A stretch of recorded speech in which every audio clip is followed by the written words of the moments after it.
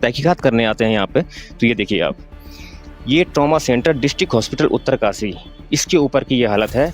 शराब की बोतलें यहाँ पे पड़ी पड़ी हैं, बियर की बोतलें यहाँ पड़ी पड़ी हैं। यहाँ इतने बेशर्म हो गए हैं जनप्रतिनिधि और अफसर कि कुछ कह नहीं सकते।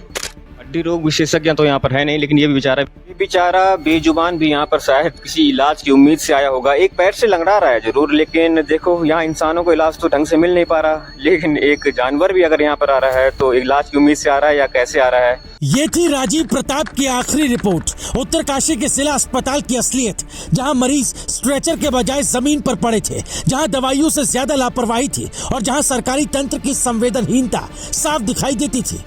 लेकिन यही रिपोर्ट बन गई उनकी जिंदगी की आखिरी लड़ाई, क्योंकि इस रिपोर्ट को डिलीट करने का दबाव उन पर बनाया गया और फिर 18 सितंबर की रात राजीव प्रताप रहस्यमयी तरीके से गायब हो गए। 10 दिन बाद भागीरथी नदी ने उनकी लाश उगल दी। अब सवाल ये है कि ये दुर्घटना है या फिर साजिश। पुलिस की थ्योरी कहती है कि 18 सितंबर की रात राजीव अपने दोस्त की कार से गंगोरी की ओर निकले। सीसीटीवी फुटेज में वो अकेले कार चलाते दिखे, लेकिन वो घर नहीं पहुंचे। 19 सितंबर की सुबह कार सियोड़ा के पास भागीरथी नदी किनारे मिली। दरवाजे टूटे थे, शीशे चकनाचूर थे, लेकिन अंदर सिर्फ उनकी चप्पलें थी। राजीव कहीं नहीं थे। परिवार और साथी पत्रकारों के लिए यह शुरुआती झटका था। गांव-गांव में तलाश हुई, सोशल मीडिया पर पोस्ट डाले गए, मगर 10 दिन तक कोई सुराग नहीं मिला। और फिर 10वें दिन जोशियाड़ा बैराज ने सचमुच मौत का राज बाहर उगल दिया। पानी से निकला शव, जिन कपड़ों में राजीव निकले थे, अब वही कपड़े लहूलुहान गवाही दे रहे थे। इस मामले में एसपी सरिता डोभाल कहती हैं कि पोस्टमार्टम में साफ है कि छाती और पेट पर गहरी चोटें आई हैं। ये सड़क दुर्घटना का मामला है। दिनांक 19 को राजीव प्रताप के परिवारजनों द्वारा राजीव की मिसिंग के संबंध में थाने में सूचना दी गई थी। उसके पश्चात हमारे द्वारा जो विभिन्न सीसीटीवी फुटेजेस का अवलोकन किया गया, जिसके पश्चात हमको ये पता चला कि 18 तारीख की रात में राजीव प्रताप अपने दोस्तों के साथ थे और उसके बाद अपने दोस्त की गाड़ी लेकर के गंगोरी की तरफ चले गए थे। जो हमारे पास फुटेज आई है 11:39 पर, जिसमें कि ये अकेले गाड़ी चलाते हुए दिखाई दे रहे हैं। उसके बाद 500 मीटर दूर पर ही जो घटना स्थल है, जहां पर अगले दिन उसके पास ही हमें इनकी गाड़ी मिली। उसके पश्चात से हम लोग लगातार इनकी सर्च कर रहे थे। गाड़ी को भी बाहर निकाल करके जब चेक किया गया तो उसके अंदर इनकी चप्पल मिली। उसके पश्चात से नदी में हमारे द्वारा लगातार सर्चिंग की गई। दिनांक 28 को इनकी डेड बॉडी जोशियाड़ा बैराज से मिली थी। उसके पश्चात पंचायतनामा और पोस्टमार्टम की कार्रवाई की गई। पोस्टमार्टम रिपोर्ट में भी इनकी डेथ जो है चेस्ट और एब्डोमिनल इंजरीज, इंटरनल इंजरीज के कारण होना बताया है, जिसमें डॉक्टर द्वारा इस तरीके की चोटें एक्सीडेंटल इंजरीज होना बताया गया और उसी से उनकी मृत्यु की संभावना बताई गई है। इसके पश्चात घर वालों द्वारा क्योंकि कई अन्य फैक्ट भी लाए गए थे, तो वो सारी चीज़ें हम लोग विवेचना में उन सारी चीज़ों को वेरीफाई कर रहे हैं और वर्तमान में विवेचना की कार्रवाई प्रचलित है। लेकिन राजीव के परिवार का कहना है ये महज हादसा नहीं, एक सुनियोजित साजिश है। भाई आलोक प्रताप का दावा है कि अस्पताल पर रिपोर्टिंग के बाद राजीव को धमकियां मिली थी। कार की क्षति और चोटें हादसे की थ्योरी से मेल नहीं खाती। जिस सीसीटीवी फुटेज का हवाला दिया जा रहा है वो घटना स्थल से 800 मीटर दूर का है। सवाल है कि वो 800 मीटर जहां कोई कैमरा नहीं, कोई गवाह नहीं, वहां क्या हुआ था। राजीव की पत्नी मुस्कान बताती है कि मेरी आखिरी बात राजीव से रात 11:15 पर हुई थी। वो पुलिस अधिकारी सोबन की कार चला रहे थे, लेकिन जब मैंने सोबन को मदद के लिए फोन किया तो उन्होंने हल्के में लिया। आज मैं अकेली हूँ, अपने अजन्मे बच्चे का पालन कैसे करूंगी। मुस्कान के आंसू सिर्फ एक पत्नी का दर्द नहीं है, ये पत्रकार बिरादरी की बेबसी की गवाही है।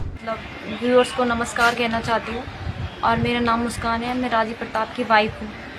तो सर वो मेरी लास्ट बात जो उनसे हुई थी वो 11 बजे हुई थी उनसे लास्ट जो बात हुई थी मेरी उनसे। उसके बाद सर मुझे नहीं पता है कि वो कहाँ हैं, क्या हैं, कैसे हैं, किस हालत में हैं सर। और मुझे जिन लोगों पे वो है वो थोड़ा परेशान थे, कई दिनों से मुझे बता रहे थे। इतना स्पष्ट तो उन्होंने मुझे बताया नहीं क्या है कैसे है, और मेरी उनसे बात हो रही थी तो मुझे बातों में बता रहे थे कि मैं कई दिनों से परेशान हूँ। मैंने यहाँ हॉस्पिटल में वीडियो बनाई थी, स्कूल में यहाँ वीडियो बनाई थी, तो उस चक्कर से मुझे कई लोगों के फ़ोन आ रहे हैं कि वीडियो डिलीट कर वरना हम तुझे मार देंगे, ये कर देंगे, सो कर देंगे। सर मैंने उनसे कहा भी हम इस बात पे थोड़ा कार्रवाई करते हैं, उन्होंने कहा ऐसा कुछ नहीं है, पत्रकारों के ऐसे फ़ोन आते रहते हैं सर। तो मैं उसमें ज़्यादा वो नहीं कर पाई।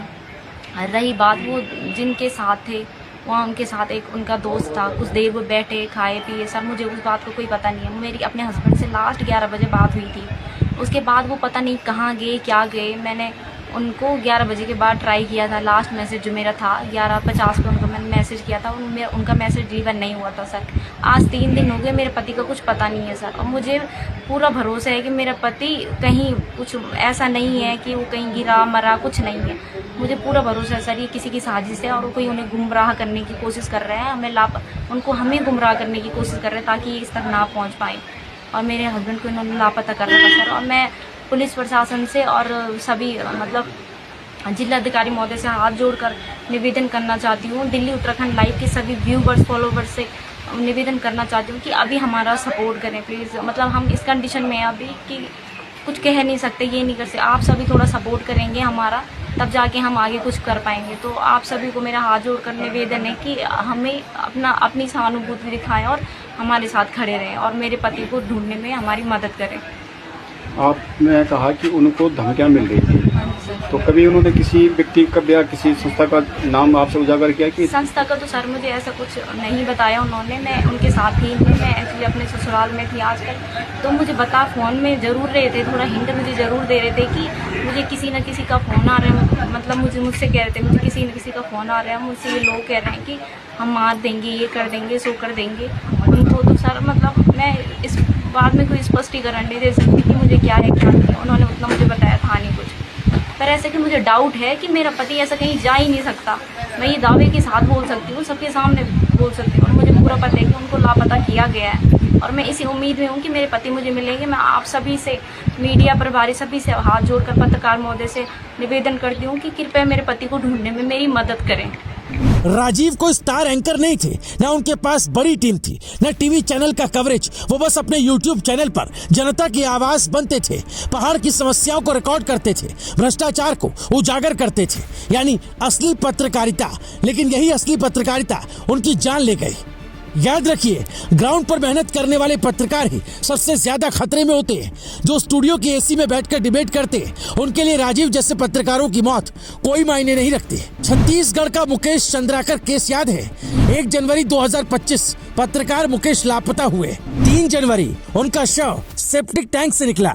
कारण, उन्होंने सड़क निर्माण घोटाले की रिपोर्टिंग की थी। 1200 पन्ने की चार्जशीट दाखिल हुई, 71 गवाहों की गवाही दर्ज हुई, 4 लोग जेल भेजे गए।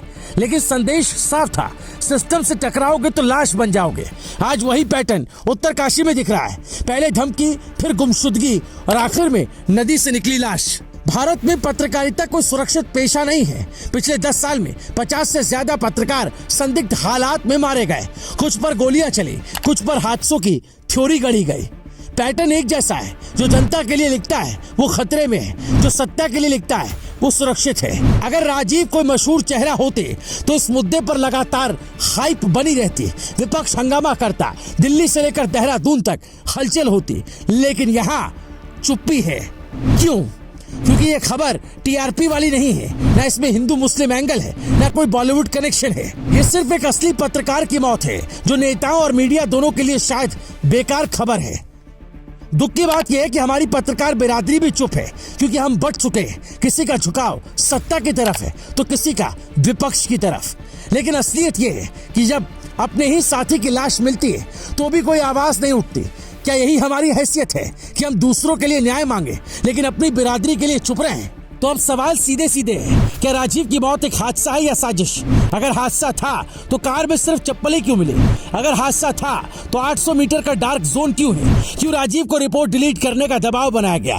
क्यों धमकियों की शिकायत के बावजूद सुरक्षा नहीं दी गई? और सबसे बड़ा सवाल, क्यों लोकतंत्र की आवाज बनने वाले पत्रकार ही इस लोकतंत्र में सबसे असुरक्षित हैं? मुकेश चंद्राकर हो या राजीव प्रताप, सवाल सिर्फ इतना है कि कितनी लाशें और चाहिए ताकि हम मान लें कि भारत में पत्रकारिता खतरे में है। पत्रकार राजीव की मौत सिर्फ एक परिवार का दर्द नहीं, बल्कि पूरे समाज से पूछता सवाल है, क्या हम चुप रहेंगे या सच के लिए आवाज उठाएंगे? अगर आप भी मानते हैं कि पत्रकारिता पर हमला लोकतंत्र पर हमला है, तो इस वीडियो को ज्यादा से ज्यादा लोगों तक पहुंचाइए। आपके एक लाइक, एक कमेंट और एक शेयर इस मुद्दे को और मजबूत बनाएगा। और हाँ, हमारे चैनल को सब्सक्राइब करना मत भूलिए, ताकि सच्चाई की आवाज हर बार आप तक पहुंचे। Bureau report, रायशुमारी।